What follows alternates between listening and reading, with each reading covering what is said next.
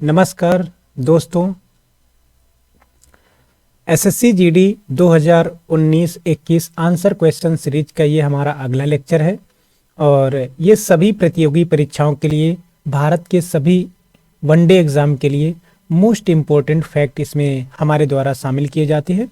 तो इन्हें अच्छे से तैयार करना है, नोट्स बनाना है। प्रत्येक फैक्ट किसी न किसी एग्ज़ाम में पूछा गया है। तो पहला क्वेश्चन है हमारा, जलियांवाला बाग हत्याकांड कहाँ हुआ?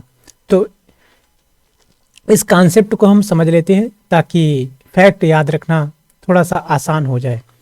तो 1897 से भारत में लगातार क्रांतिकारी गतिविधियां घटित हो रही थीं। इन गतिविधियों का दमन करने के लिए ब्रिटिश सरकार ने सिडनी रॉलेट की अध्यक्षता में एक समिति का गठन किया 1917 में, और इस समिति ने एक रिपोर्ट तैयार की कि कैसे भारत में क्रांतिकारी गतिविधियों का दमन किया जाए। अर्थात हमारे देश के जो क्रांतिकारी युवा थे उनका कहना था कि ब्रिटिश सरकार गूंगी और बहरी हो चुकी है और गूंगे बहरों को सुनाने के लिए धमाके की जरूरत होती है। इसलिए हमारे देश के क्रांतिकारी युवा अपने देश को आज़ाद कराने के लिए लगातार क्रांतिकारी गतिविधियों को अंजाम दे रहे थे। इन गतिविधियों का दमन करने के लिए ब्रिटिश सरकार ने एक कानून बनाने की मंशा व्यक्त की। इसके लिए एक कमेटी बनी सर सिडनी रॉलेट की अध्यक्षता में। इस कमेटी ने अपनी रिपोर्ट सौंपी। इसकी रिपोर्ट के आधार पर ब्रिटेन की संसद ने एक कानून बनाया जिसे रॉलेट एक्ट कहा जाता है, और यह मार्च 1919 में बना कानून। इस कानून को हमारे देश के लोगों ने काला कानून कहा। काला कानून, नो अपील, नो वकील, नो दलील का कानून कहा। और इस कानून के तहत हमारे देश में किसी भी व्यक्ति को संदेह के आधार पर, अर्थात उसने अपराध किया हो या न किया हो, उस पर डाउट है ब्रिटिश सरकार को ये कोई अपराध कर सकता है, तो अपराध कर सकता है। इस संदेह के आधार पर ब्रिटिश सरकार किसी भी भारत के नागरिक को इस कानून के तहत गिरफ्तार कर 2 साल तक जेल में रख सकती थी। और हाल ही में सीजीएल के पेपर में पूछा गया, रॉलेट एक्ट के तहत यदि किसी भारतीय को गिरफ्तार किया जाता था तो उसे कितने साल तक जेल में रखा जा सकता था? तो 2 साल तक जेल में रखा जा सकता था। एक क्वेश्चन यहां से यह पूछा जाता है कि रॉलेट एक्ट जब भारत में आया या जलियांवाला बाग नरसंहार हुआ, इस दौरान भारत का वायसराय कौन था? वायसराय। तो इस दौरान भारत का वायसराय लॉर्ड चेम्सफोर्ड था।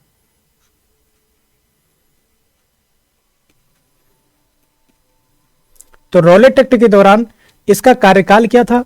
1916 से 1921। तो 1916 से 1921 के दौरान भारत का वायसराय लॉर्ड चेम्सफोर्ड था। इसी के कार्यकाल के दौरान रॉलेट एक्ट आया और इसी कार्यकाल के दौरान जलियांवाला बाग हत्याकांड हुआ।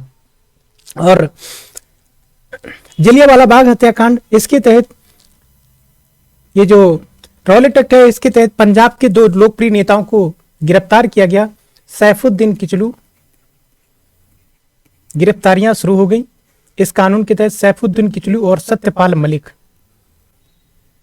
ये पंजाब के 2 बहुत लोकप्रिय नेता थे और इनको जब इस कानून के तहत गिरफ्तार कर लिया गया, रॉलेट एक्ट के तहत, काला कानून के तहत, नो अपील, नो वकील, नो दलील कानून के तहत जब इन्हें गिरफ्तार कर लिया गया तो पंजाब के लोगों ने सोचा कि हमारे नेता को गिरफ्तार कर लिया है और इस अपने नेताओं को रिहा कराने के लिए हम लोगों को कुछ ना कुछ तो करना होगा।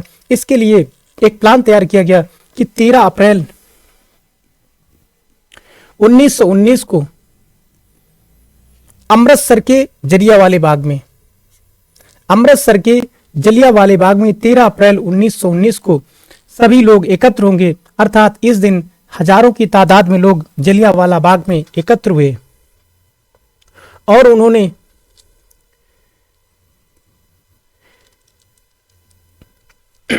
बड़े पैमाने पर लोग इस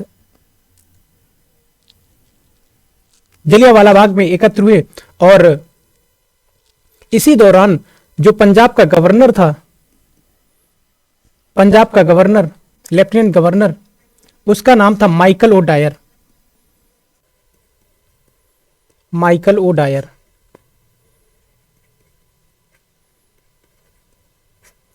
और जो ब्रिगेडियर जनरल था, सेना का अधिकारी था, उसका नाम था रेजिनेल्ड डायर।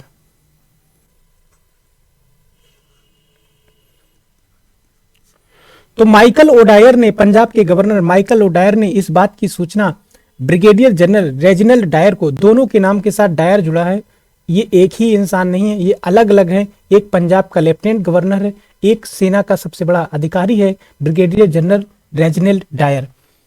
और माइकल ओडायर ने रेजिनेल्ड डायर को सूचना दी कि अमृतसर के जलियांवाले बाग में हजारों की तादाद में लोग इकट्ठा हुए हैं अपने नेताओं को छुड़ाने के लिए। ये नेता रॉलेट एक्ट के तहत गिरफ्तार किए गए हैं। रेजिनेल्ड डायर अर्थात ब्रिगेडियर जनरल डायर अपनी सेना को आदेश देता है, ब्रिटिश सेना को आदेश देता है कि वहां पर शांतिपूर्वक जो नियत्थी जनता एकत्र हुई है उन पर गोलियां चला दी जाए। तो यहाँ पर ब्रिटिश सेना आती है और वो हमारे देश के निर्दोष और मासूम लोगों पर गोलियां बरसाना शुरू कर देती है। सैकड़ों लोग इस नरसंहार में शहीद हुए और हजारों लोग घायल हुए। इसी जलियांवाला बाग में एक छोटा सा बच्चा भी आया था अपने गार्जियन के साथ, उसका नाम था ऊधम सिंह। ऊधम सिंह ने लोगों को जान गंवाते हुए इस नरसंहार में देखा और इसी दिन से इस ऊधम सिंह ने, एक छोटे से बच्चे ने दृढ़ निश्चय कर लिया कि मैं पंजाब के लेफ्टिनेंट गवर्नर माइकल ओडायर तथा ब्रिगेडियर जनरल रेजिनेल्ड डायर की गोली मार के हत्या करूंगा। ये एक बहुत गरीब परिवार से ऊधम सिंह, और इन्होंने अपने इसी दृढ़ संकल्प को पूरा करने के लिए लंदन चले गए। वहां पर इन्होंने मजदूरी की और कारतूस और एक पिस्तौल खरीदी। लेकिन इसी दौरान रेजिनेल्ड डायर की मृत्यु हो जाती है किसी बीमारी के कारण, और शेष बचता है पंजाब का lieutenant governor Michael O'Dwyer London में एक सभा को संबोधित कर रहा था। इसी दौरान ऊधम सिंह ने इसे गोली मार के खत्म कर दिया। एक क्वेश्चन यहां से यह पूछा जाता है जलियांवाला बाग से कि जलियांवाला बाग नरसंहार के दौरान किस भारत के नागरिक ने, किस महान व्यक्तित्व ने सर या नाइटहुड की उपाधि त्यागी थी? ब्रिटिश सरकार ने सर या नाइटहुड की उपाधि से सम्मानित किया था गुरुदेव रविंद्रनाथ टैगोर को, और इस नरसंहार से दुखी होकर गुरुदेव रविंद्रनाथ टैगोर ने सर या नाइटहुड की उपाधि त्याग दी। तो हमने जलियांवाले बाग नरसंहार का एक कॉन्सेप्ट समझ लिया है। अब अगले क्वेश्चन की ओर बढ़ते हैं। अगला क्वेश्चन है हमारा, कौन सा संग्रहालय कटक में है? तो कटक उड़ीसा में है।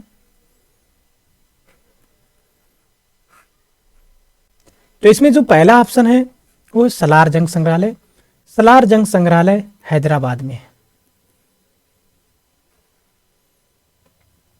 अगला ऑप्शन है नेताजी का जन्म स्थान संग्रहालय, अर्थात नेताजी सुभाष चंद्र बोस का जन्म 23 जनवरी 1897 को कटक में हुआ था। इन्हीं के जन्म स्थल को इनके नेताजी के संग्रहालय के रूप में स्थापित किया गया है। तो नेताजी जन्म स्थान संग्रहालय ये कटक उड़ीसा में है, और कटक उड़ीसा में राष्ट्रीय चावल अनुसंधान संस्थान भी है। अगला ऑप्शन है प्रधानमंत्री संग्रहालय। तो प्रधानमंत्री संग्रहालय दिल्ली में है। इसमें भारत के जितने प्रधानमंत्री हैं सभी प्रधानमंत्रियों के बारे में, उनकी उपलब्धियों के बारे में इस संग्रहालय में जिक्र है। अर्थात भारत के पहले प्रधानमंत्री पंडित जवाहरलाल नेहरू थे, जिनका कार्यकाल सबसे लंबा रहा। वो 1947 में देश के प्रधानमंत्री बन गए थे और 1964 तक देश के प्रधानमंत्री रहे। और दूसरे प्रधानमंत्री हमारे देश के लाल बहादुर शास्त्री थे। 1964 में देश के प्रधानमंत्री बने और 1966 तक रहे। लाल बहादुर शास्त्री के बारे में एक फैक्ट ये पूछा जाता है, भारत के एकमात्र ऐसे कौन प्रधानमंत्री थे जिनका देहांत देश के बाहर हुआ था? तो लाल बहादुर शास्त्री का देहांत देश के बाहर हुआ था। वो ताशकंद समझौता करने के लिए उज्बेकिस्तान के ताशकंद में गए थे, वहीं पर उनकी रहस्यमय ढंग से मृत्यु हो जाती है। और एक फैक्ट प्रधानमंत्रियों के बारे में यह पूछा जाता है कि ऐसे कौन से भारत के प्रधानमंत्री हैं जो सबसे कम उम्र में देश के प्रधानमंत्री बने? तो राजीव गांधी लगभग 40 साल की उम्र में देश के प्रधानमंत्री बने। एक फैक्ट यह पूछा जाता है कि पहले गैर कांग्रेसी प्रधानमंत्री कौन थे? तो पहले गैर कांग्रेसी देश के प्रधानमंत्री 1977 से 1979 तक रहे, जिनका नाम है मोरारजी देसाई। पहले गैर कांग्रेसी प्रधानमंत्री थे मोरारजी देसाई। और इनके बारे में एक फैक्ट और पूछा जाता है मोरारजी देसाई के बारे में कि सर्वाधिक उम्र में बनने वाले प्रधानमंत्री कौन थे? मोरारजी देसाई। लगभग 81 साल की उम्र में 81 ईयर्स 81 साल की उम्र में देश के प्रधानमंत्री बने मोरारजी देसाई। और मोरारजी देसाई एकमात्र ऐसे प्रधानमंत्री हैं जिन्हें भारत के सर्वोच्च सम्मान भारत रत्न से भी सम्मानित किया जा चुका है तथा पाकिस्तान के सर्वोच्च सम्मान निशान ए पाकिस्तान से भी सम्मानित किया जा चुका है। अगला ऑप्शन है ओपन रॉक संग्रहालय। यह आपके करंट से संबंधित है। हाल ही में पृथ्वी विज्ञान मंत्री जितेंद्र सिंह ने हैदराबाद में ओपन रॉक संग्रहालय का उद्घाटन किया है। अर्थात रॉक मतलब चट्टाने। तो विभिन्न देश के विभिन्न भूभागों से उत्खनन के माध्यम से जो बहुत प्राचीन चट्टानें प्राप्त हुई हैं उनको इस संग्रहालय में रखा गया है ताकि इन चट्टानों के बारे में लोगों को अवगत कराया जा सके। अगले क्वेश्चन की ओर बढ़ते हैं। अगला क्वेश्चन है कि सिम्बिक्स समुद्री अभ्यास का आयोजन भारत और किस देश के साथ होता है? तो समझ लेते हैं। सिंगापुर के साथ होता है सिम्बिक्स। सिम्बिक्स का मतलब है Singapore India maritime bilateral exercise. Singapore India maritime bilateral exercise.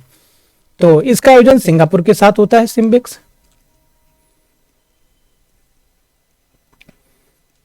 और 2022 का इसका जो 29वां संस्करण था,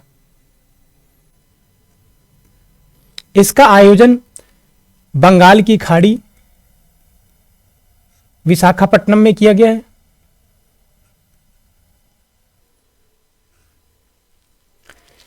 और सिंगापुर के बारे में एक फैक्ट ये बहुत महत्वपूर्ण है कि भारत में 2022 में सर्वाधिक एफडीआई किस देश से आया है? तो सिंगापुर से। तो हमारे देश में सर्वाधिक एफडीआई 2022 में सिंगापुर से आया है। और सर्वाधिक एफडीआई मतलब फॉरेन डायरेक्ट इन्वेस्टमेंट, और सर्वाधिक एफडीआई किस राज्य में आया है? तो कर्नाटक में आया है। एक फैक्ट और याद रखना है सिंगापुर के संबंध में, FATF financial action task force 1989 में इसका गठन हुआ। हेडक्वार्टर पेरिस में है। और FATF के जो अध्यक्ष बने हैं हाल ही में, उनका नाम है टी राजा कुमार, जो सिंगापुर के नागरिक हैं, भारतीय मूल के हैं ये। और एक फैक्ट और याद रखना है सिंगापुर के संबंध में, सिंगापुर ओपन 2022 ये चैंपियनशिप प्रतियोगिता बैडमिंटन से संबंधित है। और इसमें महिला एकल का खिताब भारत की पीवी सिंधु ने जीता है। पीवी सिंधु। और सिंगापुर की राजधानी सिंगापुर सिटी है। अगला ऑप्शन है जापान। तो भारत और जापान के मध्य कौन से सैन्य अभ्यास होते हैं? तो इनमें से एक है शिन्यू मैत्री। भारत और जापान के मध्य होने वाला एक संयुक्त सैन्य अभ्यास है। एक दूसरा सैन्य अभ्यास है धर्म गार्जियन।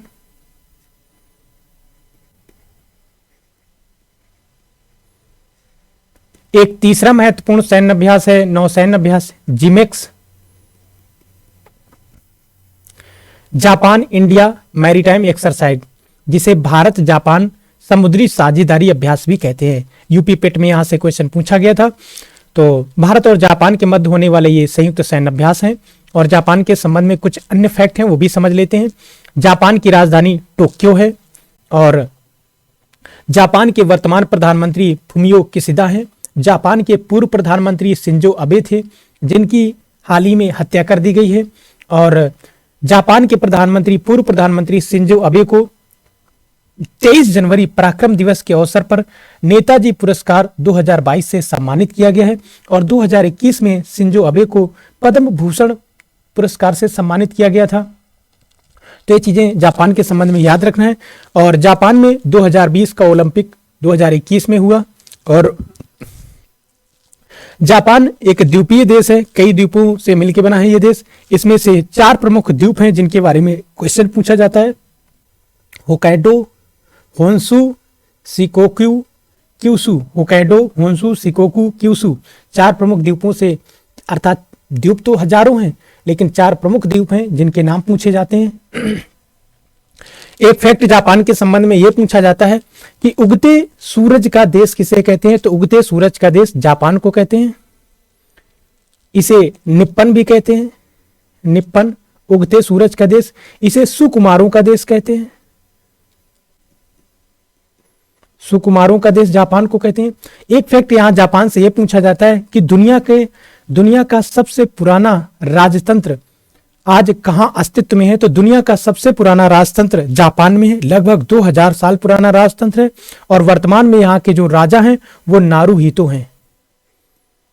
अर्थात यहां पर लोकतंत्र और राजतंत्र का मिला जुला रूप है, जिसमें राजतंत्र तो नाम मात्र का है और लोकतंत्र प्रमुखता से है। और ऐसे लोकतंत्र और राजतंत्र के मिले जुले स्वरूप को संवैधानिक राजतंत्र कहते हैं। ऐसा ही संवैधानिक राजतंत्र ब्रिटेन में भी है, जहां के वर्तमान में राजा किंग चार्ल्स तृतीय बने हैं। तो जापान के संबंध में कुछ महत्वपूर्ण फैक्ट हैं। और 6 अगस्त 1945 को अमेरिका ने जापान के हिरोशिमा में लिटिल बॉय नामक परमाणु बम फेंका था और 9 अगस्त 1945 को अमेरिका ने जापान के नागासाकी में फैट मैन नामक परमाणु बम ड्रॉप किया था या फेंका था। अगला ऑप्शन है हमारा यूएसए। तो यूएसए के साथ में कौन कौन से महत्वपूर्ण सैन्य अभ्यास होते हैं उनको समझ लेते हैं। एक तो वज्र प्रहार है, वज्र प्रहार भारत और यूएसए के मध्य होने वाला संयुक्त सैन्य अभ्यास है।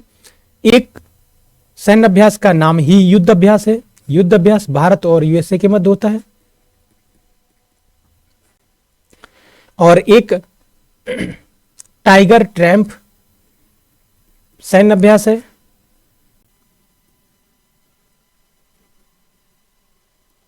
Tiger tramp. तो 3 महत्वपूर्ण संयुक्त सैन्य अभ्यास हैं। और एक है मालाबार। मालाबार ये नौसैन्य अभ्यास है जिसमें क्वाड देश भाग लेते हैं। क्वाड देश कौन कौन से? 4 देशों का ये ग्रुप है क्वाड, जिनका जो संयुक्त सैन्य अभ्यास है जिसे मालाबार कहते हैं। ये नौसैन्य अभ्यास है मालाबार। क्वाड देश यूएसए, इंडिया, जापान, ऑस्ट्रेलिया, 4 देशों का ये संयुक्त सैन्य अभ्यास है।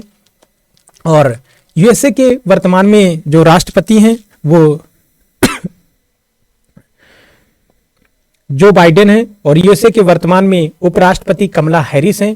और यूएसए की जो राजधानी है उसका नाम है वाशिंगटन डीसी, क्योंकि यूएसए के पहले राष्ट्रपति जॉर्ज वाशिंगटन थे। इन्हीं के नाम पर इनकी राजधानी का नाम वाशिंगटन डीसी है।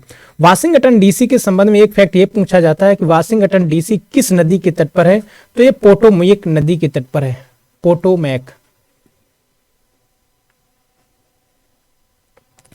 और आईएमएफ इंटरनेशनल मॉनेटरी फंड का मुख्यालय वाशिंगटन डीसी में है और विश्व बैंक का मुख्यालय भी वाशिंगटन डीसी में है। और संयुक्त राष्ट्र संघ का मुख्यालय न्यूयॉर्क में है और न्यूयॉर्क हडसन नदी के तट पर है। अगला ऑप्शन है हमारा इंडोनेशिया। इंडोनेशिया के संबंध में पहला फैक्ट यह है कि हाल ही में G20 का 17वां शिखर सम्मेलन इंडोनेशिया के बाली में संपन्न हुआ है और G20 का 18वां शिखर सम्मेलन 2023 में भारत में होगा, जिसकी अध्यक्षता भारत को सौंप दी गई है। और इसके यहां से G20 से एक क्वेश्चन एसएससी सीजीएल में पूछा गया था कि G20 2023 की अध्यक्षता भारत करेगा, जिसके चीफ कोऑर्डिनेटर कौन है, तो हर्षवर्धन श्रृंगला चीफ कोऑर्डिनेटर हैं। और अगला फैक्ट इंडोनेशिया के संबंध में, यहां के जो प्रधानमंत्री हैं इंडोनेशिया के, उनका नाम है जोको विडोडो।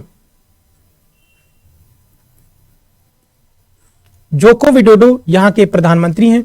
यहां की राजधानी जकार्ता है, हालांकि इन्होंने राजधानी शिफ्ट करने का निर्णय लिया है। जकार्ता में हेडक्वार्टर है आसियान का,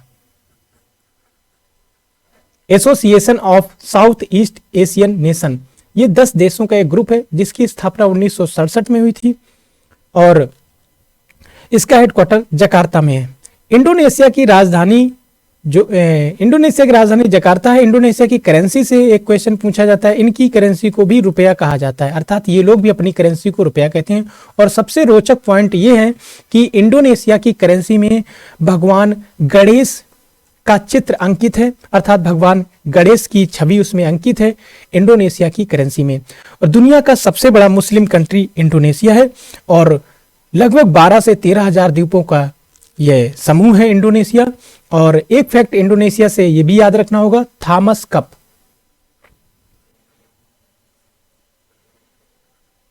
थॉमस कप 2022 ये बैडमिंटन से संबंधित है और इसे भारत ने जीता है इंडोनेशिया को हरा के। और मुख्य फैक्ट जो एक्सरसाइज से संबंधित है, भारत और इंडोनेशिया के मध्य कौन से संयुक्त नौसैन्य अभ्यास होते हैं, तो एक है समुद्र शक्ति और एक है गरुड़ शक्ति।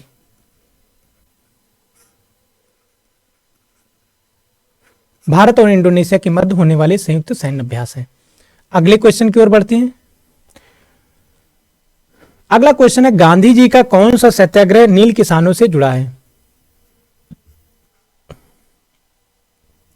तो इसे समझ लेते हैं। पहला ऑप्शन है चंपारण, यही इसका आंसर है। ये 1917 में हुआ। खेड़ा सत्याग्रह 1918 में हुआ। अहमदाबाद मिल सत्याग्रह ये भी 1918 में हुआ। बारडोली सत्याग्रह ये 1928 में हुआ।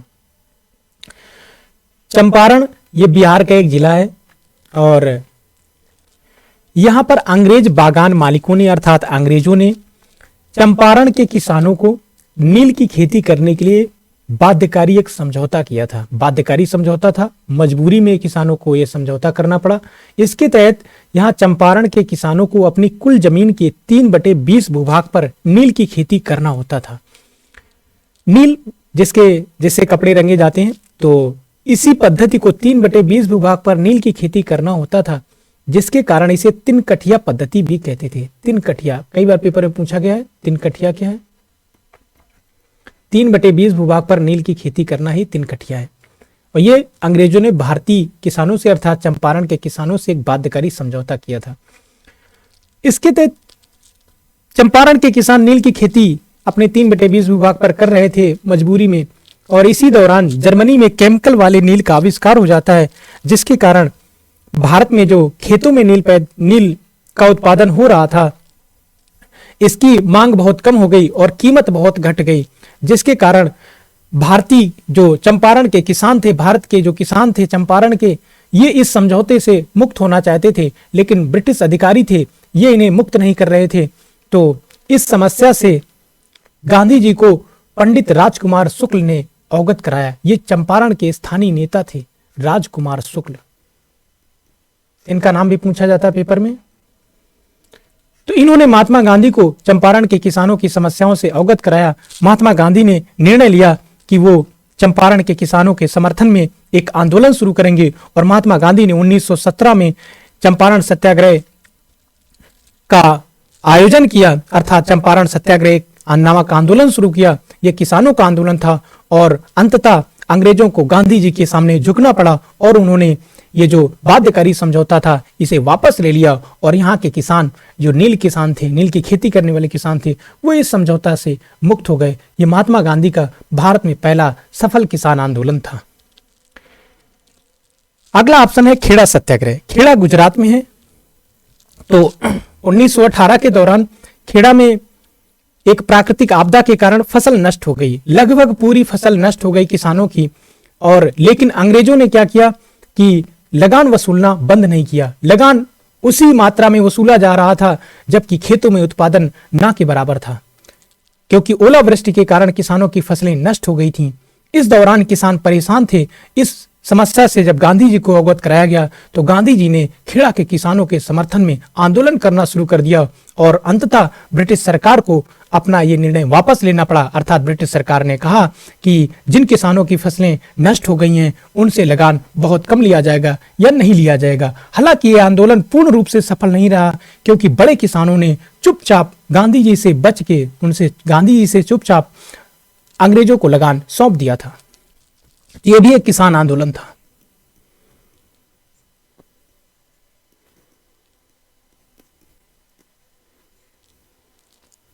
अहमदाबाद मिल सत्याग्रह। अब ये 1918 की घटना है। इस दौरान अहमदाबाद में प्लेग फैल गया। प्लेग ये इस समय की एक बहुत बड़ी महामारी थी, जिसके कारण लोगों की मृत्यु हो जाती थी और ये एक इंसान से दूसरे इंसान में फैल रही थी प्लेग की बीमारी। हालांकि इसका वाहक चूहा होता है और ये बैक्टीरिया से होने वाली बीमारी है, जिस बैक्टीरिया का नाम है पास्चुरेला पेस्टिस या येरसेनिया पेस्टिस। इसके कारण इंसान का शरीर काला हो जाता है, इसीलिए प्लेग से होने वाली मौत को काली मौत कहते हैं। तो जब प्लेग फैल गया अहमदाबाद में, तो अहमदाबाद के जो मिल मजदूर थे, मिल मजदूरों ने मिलों को छोड़ना शुरू कर दिया। तो इसी दौरान मिल मालिकों ने कहा कि हम मजदूरों को 75% बोनस देंगे, अर्थात मजदूरों को जितनी सैलरी मिल रही थी उनकी सैलरी का 75% और बोनस के रूप में मिलेगा, जिसके कारण मजदूरों ने अपने स्वास्थ्य का ख्याल रखे बगैर, अपने स्वास्थ्य का ध्यान दिए बगैर मिलों में काम करना जारी रखा। और इसी दौरान 1914 से 1918 प्रथम विश्व युद्ध चल रहा था, जिसके कारण 1918 में जब विश्व युद्ध समाप्त हुआ तो दुनिया में महंगाई और बेरोजगारी अपनी चरम सीमा पर थी, अर्थात महंगाई बहुत ज्यादा बढ़ गई विश्व युद्ध के कारण। अब 1918 में प्लेग जब समाप्त हो गया अहमदाबाद से, तो मिल मालिकों ने कहा अब हम बोनस खत्म कर देते हैं, जिसका भारतीय मजदूरों ने, अहमदाबाद के मजदूरों ने विरोध किया मिल मालिकों का कि महंगाई बहुत ज्यादा बढ़ चुकी है, अब बोनस हमारा नहीं खत्म किया जाना चाहिए। और मिल मजदूरों ने मिल मालिकों से कहा कि 75% आप बोनस नहीं दे सकते हैं तो कम से कम 50% बोनस दें। लेकिन मिल मालिक जो थे वो मजदूरों को एक भी बोनस देने के लिए राजी नहीं थे। अब इस आंदोलन में महात्मा गांधी शामिल हो जाते हैं और महात्मा गांधी ने पहली बार अहमदाबाद मिल मजदूरों के समर्थन में भूख हड़ताल की। मजदूरों को गांधी जी ने कहा कि हड़ताल पर चले जाओ, और मजदूर हड़ताल पर चले गए और फिर मिल मालिक राजी हो गए। उन्होंने कहा हम 20% बोनस देंगे। गांधी जी ने कहा मजदूरों की मांग 50% बोनस की है, आप 20% देना चाहते हैं, दोनों लोग मध्य का रास्ता अपना लें, अर्थात 35% बोनस दें। इससे राजी हो जाते हैं मिल मालिक और मजदूर, और यह भी गांधी जी का एक सफल आंदोलन था मजदूरों के समर्थन में। बारडोली सत्याग्रह, बारडोली गुजरात में है, यह भी एक किसान आंदोलन था।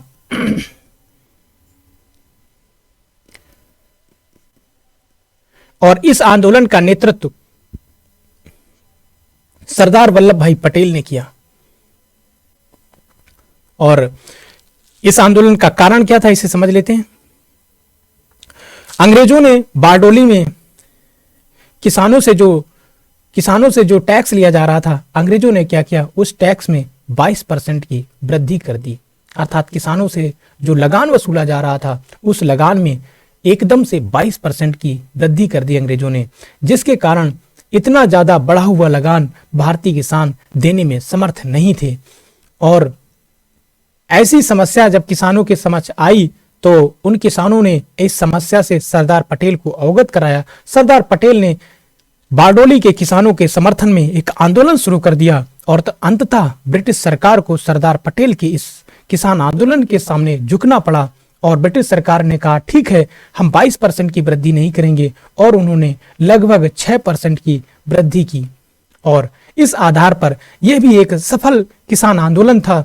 इस आंदोलन की सफलता को देखते हुए महात्मा गांधी ने बारडोली की महिलाओं से कहा कि वल्लभ भाई पटेल को सरदार के नाम से संबोधित किया जाए। तो इसी दौरान यहाँ की महिलाओं ने वल्लभ भाई पटेल को सरदार की उपाधि से सम्मानित किया। अगला हमारा क्वेश्चन है, पक्के बाघ अभयारण्य किस राज्य में है? तो पक्के टाइगर रिजर्व अरुणाचल प्रदेश में है। पक्के टाइगर रिजर्व अरुणाचल प्रदेश में है।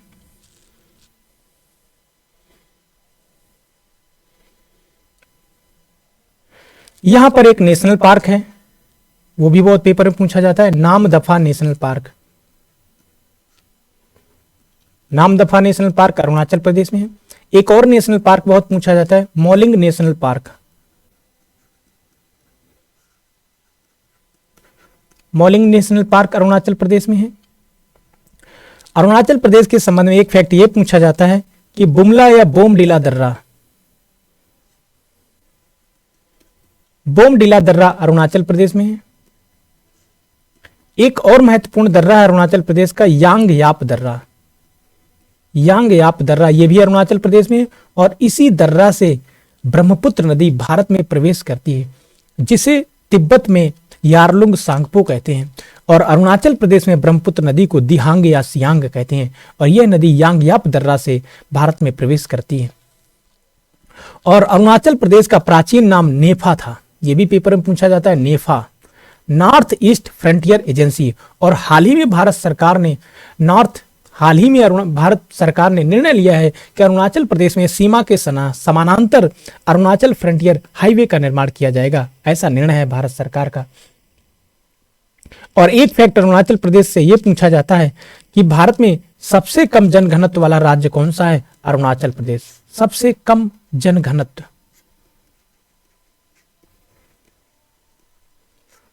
तो 17 व्यक्ति प्रति वर्ग किलोमीटर यहां का जनघनत्व है, जो सबसे कम है।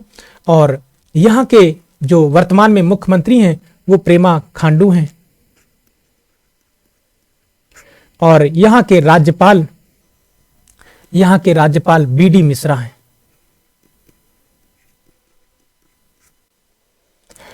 अगला ऑप्शन है हमारा उत्तर प्रदेश। उत्तर प्रदेश के संबंध में एक फैक्ट ये पूछा जाता है, बहुत पूछा जाता है, Dudhwa national park. Dudhwa national park ये उत्तर प्रदेश में है और उत्तर प्रदेश के लखीमपुर खीरी जिला में है दुधवा नेशनल पार्क। एक फैक्ट और याद रखना है उत्तर प्रदेश से संबंधित,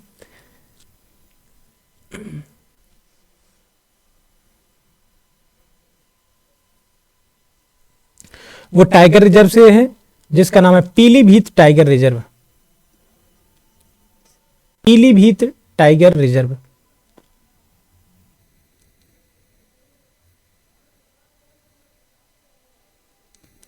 Pilibhit tiger reserve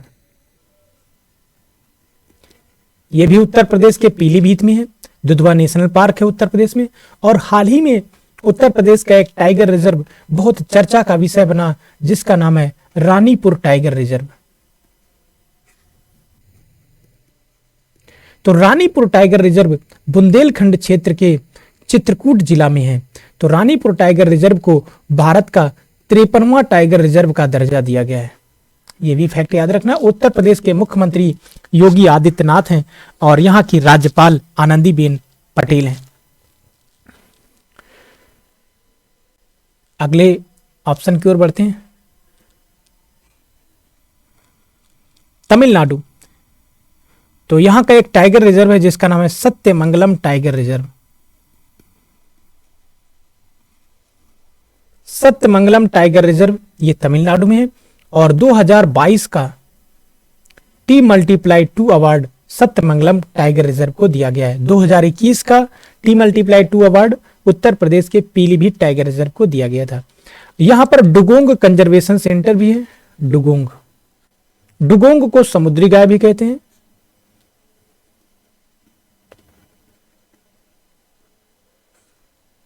dugong conservation centre भी है और तमिलनाडु के मुख्यमंत्री MK स्टालिन हैं। MK स्टालिन यहां के मुख्यमंत्री हैं और यहां के राज्यपाल RN रवि हैं। RN रवि यहां के राज्यपाल हैं। मध्य प्रदेश के संबंध में समझ लेते हैं। तो भारत में सबसे ज्यादा टाइगर मध्य प्रदेश में पाए जाते हैं, लगभग 526 टाइगर हैं। पूरे भारत में तो 2967 टाइगर रिजर्व है, जिसमें से 526 केवल मध्य प्रदेश में है। इसीलिए मध्य प्रदेश को टाइगर स्टेट कहते हैं। वनों के क्षेत्रफल के आधार पर सबसे बड़ा राज्य मध्य प्रदेश है। टाइगर स्टेट है मध्य प्रदेश और भारत में सबसे ज्यादा टाइगर रिजर्व मध्य प्रदेश में है। यहाँ का एक टाइगर रिजर्व पन्ना टाइगर रिजर्व, कई एग्जाम में पूछा गया है पन्ना टाइगर रिजर्व, क्योंकि केन बेतवा नदियों को एक नहर के द्वारा जोड़ा जा रहा है, जो नहर पन्ना टाइगर रिजर्व से होकर जाएगी, जिसके कारण हमारे देश के जो पर्यावरणविद हैं वो इसका विरोध कर रहे हैं। पन्ना टाइगर रिजर्व मध्य प्रदेश में है। और यहां पर अभी एक नेशनल पार्क बहुत चर्चा में था, कुनो नेशनल पार्क। कुनु नेशनल पार्क मध्य प्रदेश में है। नामीबिया से 8 चीते लाए गए हैं, वो मध्य प्रदेश के कुनु नेशनल पार्क में शिफ्ट किए गए हैं। और कुनु नेशनल पार्क मध्य प्रदेश में, इसे याद रखना है, बहुत चर्चा का विषय बना हुआ है ये। और एक नेशनल पार्क यहां का और पूछा जाता है, Kanha Kisli national park. Kanha Kisli national park ये भी मध्य प्रदेश में है। बांधवगढ़ नेशनल पार्क ये भी मध्य प्रदेश में है। बांधवगढ़ नेशनल पार्क मध्य प्रदेश में है। मध्य प्रदेश के मुख्यमंत्री शिवराज सिंह चौहान हैं और यहाँ के राज्यपाल मंगू भाई पटेल हैं। अगला क्वेश्चन है हमारा, कौन सा कोशिकांग अंतःकोश की पाचन करता है। तो इसका जो पहला ऑप्शन है वो है लाइसोसोम। इसे कोशिका की आत्महत्या की थैली कहते हैं।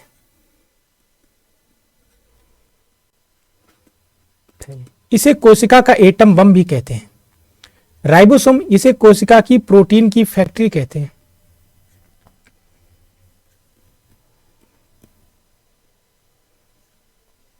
केंद्रक, इसे कोशिका का मैनेजर या नियंत्रक कहते हैं। कोशिका का यह नियंत्रक होता है, पूरी कोशिका पर नियंत्रण रखता है, नियंत्रक या नियामक या मैनेजर। और गाल्जी का है, इसे कोशिका का यातायात पुलिस या यातायात मैनेजर कहते हैं।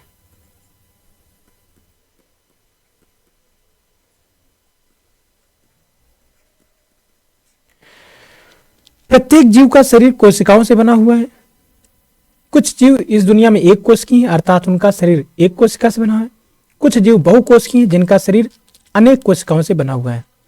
कोशिका में एक केंद्रक होता है और केंद्रक के बाहर कोशिका में बहुत से कोशिकांग होते हैं, जिनमें से एक कोशिकांग है लाइसोसोम। कोशिका को जीवन की क्रियात्मक एवं संरचनात्मक इकाई कहते हैं, क्योंकि जीवन की शुरुआत एक कोशिका से होती है और लगातार कोशिका विभाजन से बहुकोशिकीय जीवों में अनेक कोशिकाएं बनती हैं। तो यह कोशिका की क्रियात्मक एवं संरचनात्मक इकाई है, जीवन की इकाई है और प्रत्येक जीव का शरीर कोशिका से या कोशिकाओं से बना होता है। और कोशिका में एक अंग पाया जाता है जिसे लाइसोसोम कहते हैं। लाइसोसोम एक थैलीनुमा संरचना होती है जिसमें हाइड्रोलिटिक एंजाइम भरा होता है, एक तरल पदार्थ भरा होता है जिसे हाइड्रोलिटिक एंजाइम कहते हैं। और जब कोई इंसान भोजन ग्रहण करता है तो भोजन हमारे पाचन तंत्र के द्वारा पचा दिया जाता है और पचा हुआ भोजन छोटी आंत में पहुंचता है और छोटी आंत पचे हुए भोजन को रक्त में मिला देती है। रक्त में जब पचा हुआ भोजन मिल जाता है तो ये प्रत्येक कोशिका में पहुंचता है रक्त के माध्यम से और कोशिका में लाइसोसोम पाया जाता है।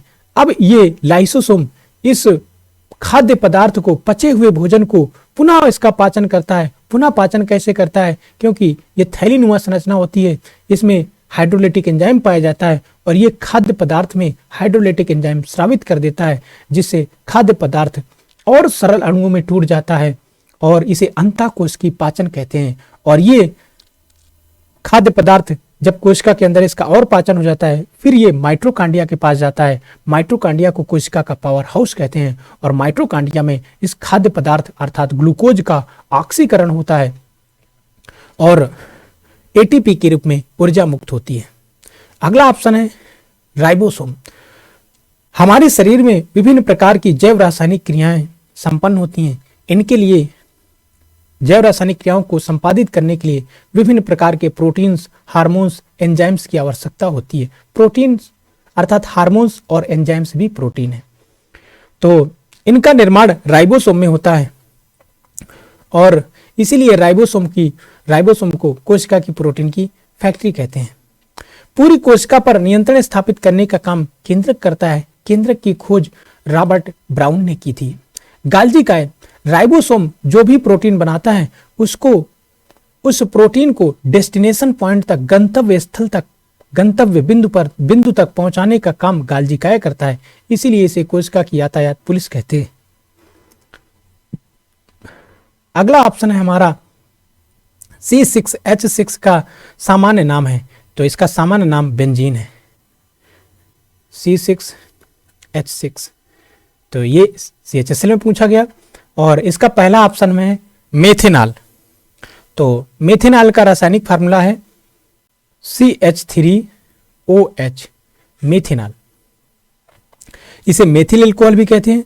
सामान्यतः जहरीली शराब में यही बन जाता है जिसके कारण लोगों की मृत्यु हो जाती है। एथेनॉल, इसे एथिल अल्कोहल भी कहते हैं, इसका फार्मूला है C2H5OH। एसिटिक अम्ल जो सिरका होता है उसी को एसिटिक अम्ल कहते हैं, उसमें एसिटिक अम्ल होता है और इसका फार्मूला है CH3COOH। अगले क्वेश्चन की ओर बढ़ते हैं। अगला क्वेश्चन है हमारा, किसकी आत्मकथा माई कन्फेशन है? तो ये लियो टॉल्स्टॉय की आत्मकथा है माई कन्फेशन। दूसरा ऑप्शन है एडोल्फ हिटलर। एडोल्फ हिटलर की पुस्तक के बारे में भी बहुत पूछा जाता है। इसकी पुस्तक का नाम है मीन कैंप। मीन कैंप, इसका मतलब है मेरा संघर्ष। एडोल्फ हिटलर 1933 में जर्मनी का चांसलर बना और 1945 तक रहा और द्वितीय विश्व युद्ध में जर्मनी की पराजय हुई, जिसके कारण हिटलर ने 1945 में आत्महत्या कर ली। वर्तमान में जर्मनी के चांसलर ओलाफ साल्ज हैं और जर्मनी की पूर्व चांसलर एंजेला मर्केल थी, जिन्हें यूनेस्को शांति पुरस्कार से भी सम्मानित किया गया है। नेल्सन मंडेला के संबंध में समझ लेते हैं। ये दक्षिण अफ्रीका के पहले अश्वेत राष्ट्रपति थे। दक्षिण अफ्रीका के पहले अश्वेत राष्ट्रपति।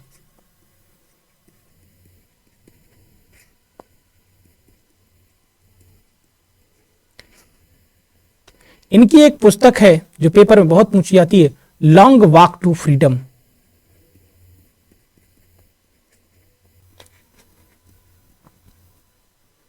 अर्थात इन्होंने अपने देश दक्षिण अफ्रीका को आजाद कराने के लिए एक लंबा संघर्ष किया।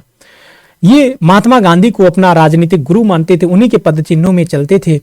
इन्हें नोबल शांति के नोबेल पुरस्कार से सम्मानित किया गया है और इन्हें भारत के सर्वोच्च नागरिक सम्मान भारत रत्न से भी 1990 में सम्मानित किया गया था। भारत रत्न, तो भारत रत्न से भी इन्हें सम्मानित किया जा चुका है नेल्सन मंडेला को। अगला ऑप्शन है हमारा स्वामी विवेकानंद। इनका मूल नाम पेपर में पूछा जाता है तो इनका मूल नाम नरेंद्र नाथ दत्त था।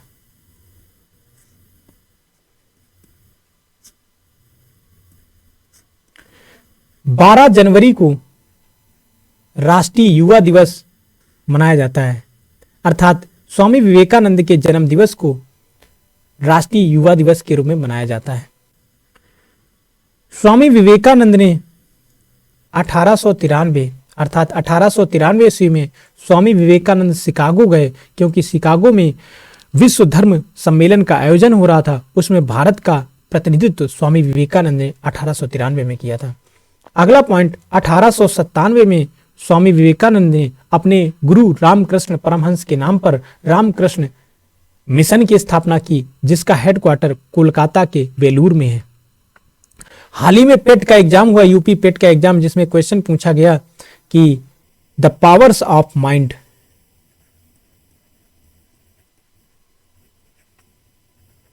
माइंड के लेखक कौन है? तो स्वामी विवेकानंद ने द पावर्स ऑफ माइंड नामक पुस्तक लिखी। अगला क्वेश्चन देख लेते हैं। अगला क्वेश्चन है, धार्मिक एवं भाषाई अल्पसंख्यक अपनी रुचि के शिक्षण संस्थान किस अनुच्छेद के तहत स्थापित कर सकते हैं? तो इसका जो पहला ऑप्शन है 30, तो आर्टिकल 30 के दो क्लास हैं, 30 क्लास फर्स्ट। इसमें यह बताया गया है कि हमारे देश में जो अल्पसंख्यक हैं, अल्पसंख्यकों का निर्धारण हमारे यहाँ धर्म और भाषा के आधार पर होता है। तो धार्मिक एवं भाषाई जो अल्पसंख्यक हैं वो अपनी मनपसंद के शिक्षण संस्थान स्थापित कर सकते हैं। ये बात बताएगी आर्टिकल 30 क्लास फर्स्ट में। 30 क्लास सेकंड में ये कहा गया है कि धार्मिक एवं भाषाई अल्पसंख्यकों के द्वारा स्थापित शिक्षण संस्थानों को राज्य बिना किसी भेदभाव के आर्थिक सहायता प्रदान करेगा। ये बात बताएगी आर्टिकल 30 क्लास 2 में, अर्थात राज्य की ओर से ऐसा कौन करेगा? सरकार। आर्टिकल 25, इसमें यह बताया गया है कि हमारे देश के प्रत्येक नागरिक को किसी भी धर्म को अपनाने, उसका आचरण करने, उसका प्रचार प्रसार करने की स्वतंत्रता है, अर्थात अंतःकरण की स्वतंत्रता प्रदान की गई है। हमारे यहाँ प्रत्येक नागरिक किसी भी धर्म को अपना सकता है, अपनाए गए धर्म का आचरण कर सकता है, उसका प्रचार प्रसार कर सकता है। ये स्वतंत्रता प्रदान की गई आर्टिकल 25 के तहत, जो एक मूल अधिकार है। आर्टिकल 23, इसमें 3 बातों का याद रखना होगा, ध्यान रखना होगा। पहली बात है इसमें बेगार। बेगार, हमारा संविधान बेगार को प्रतिबंधित करता है आर्टिकल 23 के तहत, बेगार। दूसरा ऑप्शन है बलात्श्रम। तो संविधान द्वारा बलात्श्रम पर भी रोक लगाई गई है। तीसरा पॉइंट है इसका मानव दुर्व्यापार।